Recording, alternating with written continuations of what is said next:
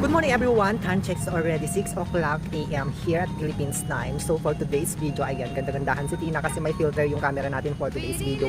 So good morning, good morning, good morning. Today is Thursday and for today, ayan, nakikita nyo nga sa labas, napakakulimlim kasi may parating na bagyo.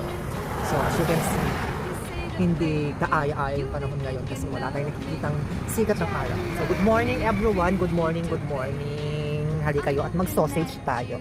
So for today, magsa-sausage tayo. Yan. Like I said yesterday, kung sino man yung hindi nakakain ng sausage kagabi, available yan dito sa Myla Food House. Malalaki ang sausage, kasyang-kasya sa bibig mo. Kung ayaw mo sa bibig, edi pasok mo sa butas mo. Ayan. Kasi nga, nababaliw-baliwan tayo for today's video. Ayun, yung baliw na matanda doon.